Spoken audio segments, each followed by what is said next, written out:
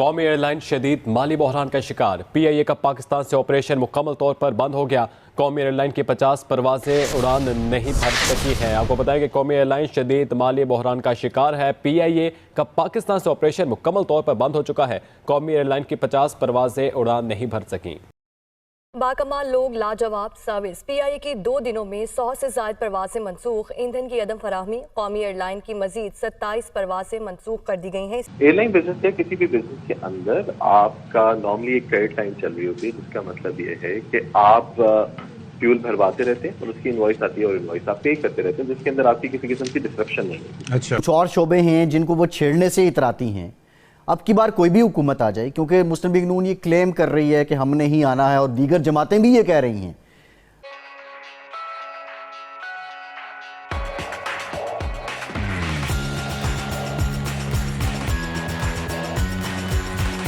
जी देखिए, इस वक्त तो बड़ी गंभीर सूरत हाल पैदा हो गई। अगर हम माजी करीब की बात करें तो जो PIA और PSO को जो तनाज़ा हुआ है पेट्रोल के ईंधन के हवाले से, उसमें आज हम कह सकते हैं कि ताबूत की जो आखिरी कील है वो भी लगा दी गई, क्योंकि 52 परवाजें जो है वो उसमें से सिर्फ 4 परवाजें गुज़श्ता शब रवाना हुई, जिसमें बीजिंग है, टोरंटो है और उसके अलावा कोलालमपुर और इस्तांबुल की। उसके अलावा आज जो है कोई इंटरनेशनल फ्लाइट जो है वो उड़ान नहीं भर सकी और उसके अलावा 29 जो है वो डोमेस्टिक फ्लाइट जो है उसकी उड़ान भी जो है हो गई है।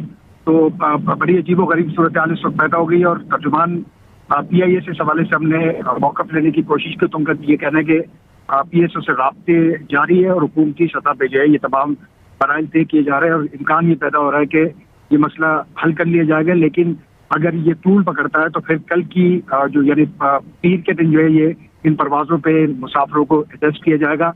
ये तमाम तर सिलसिला पैदा हुआ जब 22 करोड़ की अदायगी इनको की गई, लेकिन वो रकूम जो है वो बैंक में ट्रांसफर नहीं हो, जिसकी वजह से ये सूरत हाल पैदा हुई। ठीक है, बहुत शुक्रिया आफ्ताब खान अपडेट करने के लिए।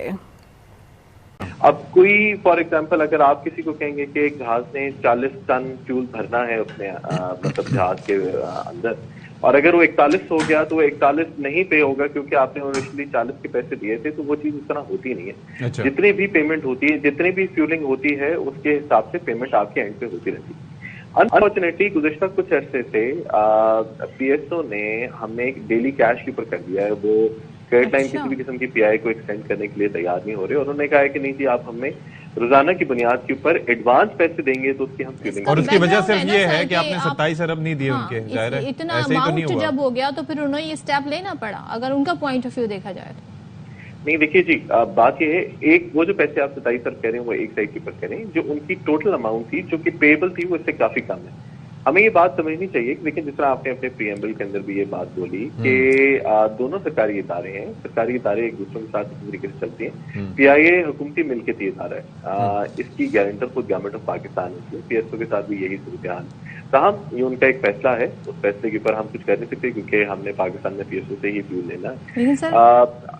अब आपके साथ सिचुएशन ये है कि आप डेली बेसिस के ऊपर आप उनके साथ कैश करते हैं, रोजाना 11 बजे से पहले आप उनको एडवांस पैसे सबमिट कराते हैं। तो ये सस्टेनेबल नहीं है ना ये प्लान। अब इसको आप कैसे फिर आप काउंटर करेंगे सूरत हाल को? या तो वाजिबात अदा हो जाएं, कुछ सिलसिला बहाल हो, वरना तो फ्लाइट लोग सफर कर रहे हैं। जैसे सैटरडे संडे को हुआ, लोगों को मुश्किलात हुई, अनसर्टेनिटी का शिकार रहेगी सूरत हाल। तो देखिए, बात आपकी बिल्कुल अपनी जगह के ऊपर सही है। हमें इस बात का पूरा इदराक है कि हमारे मुसाफिर बहुत ज्यादा स्पीड से सफर कर रहे हैं, लेकिन हमें ये बात भी समझनी चाहिए कि PIA भी एक माली बहरान से गुजरा है। इस टाइम पे हमारे ऊपर जो कर्जों का बोझ है वो इतना ज्यादा बढ़ चुका है कि ज्यादातर अदायगियां जो हैं वो कर्जों के अंदर या उनकी सूद की अदायगियों के ऊपर निकल जाती है, जिसकी वजह से आपके पास प्रेशर आएगा। हमें उम्मीद ये करते हैं कि फॉर एग्जाम्पल ये हमारा थर्ड क्वार्टर है, थर्ड क्वार्टर हमारा हमेशा से स्ट्रॉन्ग जाता था। थर्ड क्वार्टर के अंदर हम बहुत ज्यादा रिकवरी करते थे, बहुत अच्छी आमदन हमारे महसूलात आते थे, जिसकी वजह से हम बहुत सारी चीजें कर देते थे। अनफॉर्चुनेटली ये जो एक पैनिक क्रिएट हुआ हुआ है, एक अनसर्टनिटी PI से मुतालिक क्रिएट हुई है, जिसके अंदर निस्कारी भी है। इसका जिम्मेदार कौन है? इसका जिम्मेदार PSO है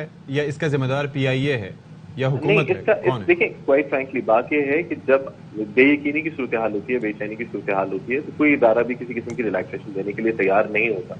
यही बात हमें PIA की इंतजामिया को भी बड़े अच्छे तरीके से पता है कि इस माली बहरान से हमने खुद ही निकलना है। अच्छा, क्योंकि इसमें चक्कर ये है ना, मैं थोड़ा सा एक तो फंड्स जो हैं वो 26 अरब जो देने थे वो तो चले मुंजमद हो गए, हुकूमत की जानिब से कहा गया, तो वो एक जगह है। उसके बाद आपको 10 करोड़ रोजाना की बुनियाद पर फ्यूल देने की बात हुई थी, उसके अंदर पता ये चला कि 1 अरब 85 करोड़ का फ्यूल दिया गया।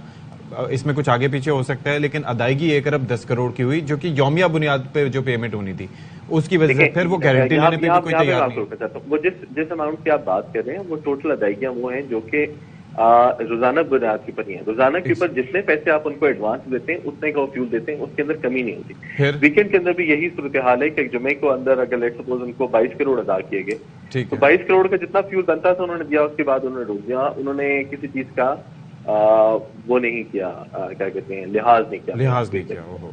तो कहने का मकसद उसके ऊपर ये है कि जितनी पेश की अदायगी होती है मामलात होंगे, बैंक तो फिर भी बंद होंगे हफ्ते इतवार को। देखिए उसका हम कुछ सूरत हाल हम कर रहे हैं, ये इसका हमें इदराक नहीं था कि शायद बिल्कुल ही इतवार के दिन काम खराब हो जाएगा, लेकिन आज अभी बड़ी एक जामे मनसूबाबंदी सुबह से हम शुरू कर रहे हैं कि अपनी फ्लाइटों का हिसाब इस तरीके से करें कि ये चीज दोबारा किसी सूरत में नहीं। कल हमारे लिए एक बुरा दिन था, लेकिन इंशाल्लाह इससे हमने काफी चीजें सीखी और हम उम्मीद करते हैं कि दोबारा इस तरह नहीं। तो ये सब कर पाएंगे? अगर ये नहीं करेंगे, अगर एग्रीकल्चर पे टैक्स नहीं लगता, ये प्राइवेटाइजेशन नहीं होती, तो कोई जुगाड़ अब चल पाएगा जो माजी में चलता रहा है? एब्सोल्युटली बहुत मुश्किल होगा, क्योंकि इस वक्त जो पाकिस्तान के खर्चे हैं ना, उनकी ये नौयत है कि हमने 7,300 अरब तो देना है इस वक्त सिर्फ डेट में, यानी कि जो हमारा मार्कअप और डेट जाना है वो देने के लिए भी 324 अरब रुपया पहले बोरो करेंगे, तो वो ये 7,300 देंगे। एवरीथिंग एल्स, पीएसडीपी, डिफेंस, ये मतलब मुझे दुख होता है ना ये कहते हुए कि मैं पाकिस्तान का डिफेंस बोरोड मनी से चला रहा हूँ, मैं पाकिस्तान का पीएसडीपी बोरोड मनी से चला रहा हूँ, मैं पाकिस्तान का करंट बजट सब्सिडी सब कुछ बोरोड मनी से चला रहा हूँ। अब you know we have no option left. So हमें अपने खसारे कम करने हैं, अपने एक्सपेंडिचर टारगेट करने हैं, उनकी क्वालिटी बेहतर करनी है, और तीसरी बात यह है कि उनका हुजम कम करना है, प्रोविंसेस को ट्रांसफर करना है। टैक्स 3 टैक्सेस हैं, आपने एक का जिक्र कर दिया, retail and wholesale, agriculture income tax, और तीसरा जो टैक्स है इमूवेबल प्रॉपर्टी पे। ऐसा नहीं हो सकता कि ट्रिलियंस में इमूवेबल प्रॉपर्टी हो और आप अमीरों से वो टैक्स ना लें। और इसके बाद एनर्जी सेक्टर का रिफॉर्म। नहीं डॉक्टर साहब, मेरा जो कंसर्न है, देखें शब्बर ज़ैदी साहब जब चेयरमैन एफबीआर बने तो उन्होंने रिटेलर्स पे टैक्स लगाया और 50,000 रुपए से ऊपर वालों को शनाख्ती कार्ड की शर्त लगा दी, पूरा मुल्क जैम हो गया, वहाँ रेड जोन में इस्लामाबाद पहुँच के एहतजाज कर लिया। फिर ये ताजिर ट्रेड यूनियंस जो हैं, इनकी ज़ाहिर पॉलिटिकल एफिलिएशन है। शहबाज शरीफ साहब की गवर्नमेंट ने कहा 8 बजे बंद कर दें दुकानें, किसी ने बंद नहीं की। इवन निगरां हुकूमत ने जब इसको इंडोज करने की कोशिश की तो वो बात मान भी ली गई किसी हद तक। तो ये कल्चर है, इस कल्चर को बदल पाएंगी सियासी जमातें, नून लीग या पीपल्स पार्टी? मेरा तो सवाल ये है। So I'm really glad कि आपने ये सवाल पूछा कि अब असल बात तो आती है कि क्या स्टेट अपनी रिट को एग्जर्ट कर सकती है कि नहीं। मुझे बड़ी खुशी है कि अभी हमने चीनी की होर्डिंग हो या कारोबार हो डॉलर्स का या अफगान ट्रांजिट ट्रेड का, आपने अपनी रिट को थोड़ा सा एग्जर्ट किया है। It makes me really happy to say this कि एस्टैब्लिशमेंट ने इसको रेट को एग्जर्ट होने को इंश्योर किया है। इसी तरह हमारे रिटेलर भाई अगर नहीं चाहते कि हम एफपीआर पैसे जमा करें तो हम फिर आईएमएफ से कर्जा लेकर चलाते रहेंगे मुल्क को। अब ये सूरत हाल है ही नहीं। देखिए इसके लिए 2-3 स्टेजेस हैं। पहली स्टेज तो यह है कि स्टेक होल्डर निगोशिएशन के साथ आपको ये बिल्ड करना पड़ेगा। दूसरा यह है कि आपको ये नैरेटिव बिल्ड करना पड़ेगा कि everyone has to pay his और her share of the income tax that is due on them और the corporate tax that is due on them. और तीसरी स्टेज ये है कि जो नहीं देगा तो उसी तरह जैसे अल कपून को, जो कि एक बहुत बड़ा माफिया हेड था अमेरिका में, वो पकड़ा नहीं जा रहा था मर्डर्स पे, पर टैक्समैन ने उसको पकड़ लिया था कि टैक्स की जो तलवार है वो इतनी स्ट्रांग होगी और इतनी स्ट्रांगली आएगी आप पे, और ये टैक्स एमनेस्टी से नहीं आएगी।